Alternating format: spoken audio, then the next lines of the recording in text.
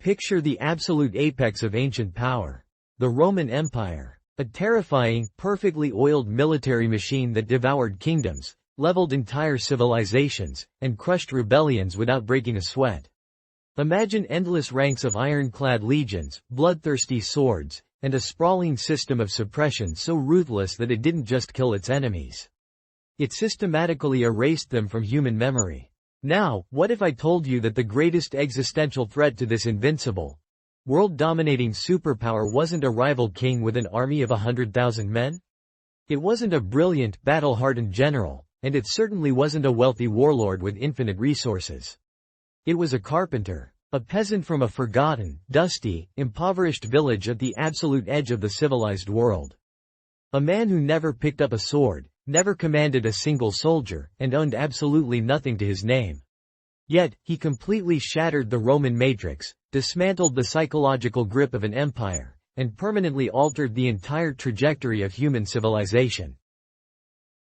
Welcome to History Story. Today, we are entirely ignoring theology and looking at the raw, unfiltered reality. We are looking at the ultimate historical rebel. The man who literally split history in half. Welcome to 1st century Judea. You need to understand that this place was a massive powder keg just waiting for a spark. Under the iron fist of Rome, breathing itself felt like a taxable offense.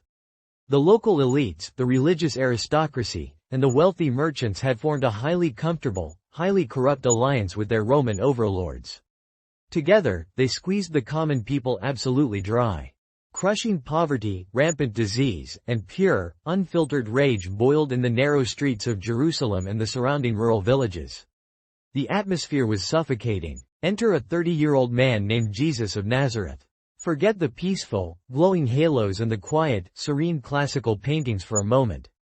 Historically speaking, this man possessed absolute, undeniable main character energy. He was a master strategist of human psychology who completely bypassed the elite class and went straight for the weakest, most vulnerable point of any oppressive regime, the minds of the masses. He walked straight into the absolute heart of poverty and told the marginalized, the sick, the outcasts, and the broken that true power did not sit on a marble throne in Rome. He told them that the ultimate authority belonged to them, the meek, and that the current corrupt system was living on borrowed time. In the brutal, unforgiving reality of the ancient world, this wasn't just a spiritual message of comfort. It was a direct declaration of war. He was hacking the socio-political system using pure ideology instead of steel. He gathered a massive, deeply loyal following not by military force, but by giving a powerful voice to the voiceless, turning their desperate despair into an unstoppable breathing movement. Every single word he spoke actively eroded the psychological grip of the Roman Empire and the terrified local elites. But every rebel, no matter how brilliant, eventually crosses a line of no return. For Jesus, that fateful moment happened during the festival of Passover. Jerusalem was absolutely packed, bursting at the seams with hundreds of thousands of pilgrims from all over the known world. The tension in the air was incredibly thick, you could practically cut it with a knife. Jesus walked straight into the great temple. You have to realize that this wasn't just a quiet place of worship. It was the beating heart of the regional economy. It was the central bank, the treasury, and the ultimate, towering symbol of the corrupt alliance between local religion and Roman-backed commerce. He looks around and sees the blatant exploitation happening in broad daylight.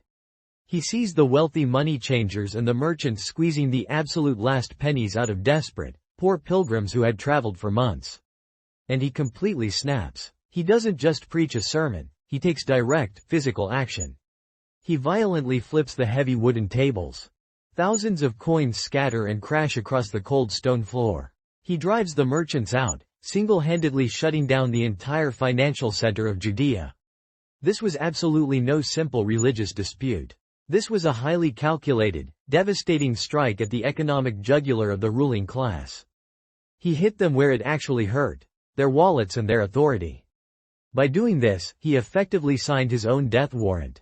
The elite class panicked completely.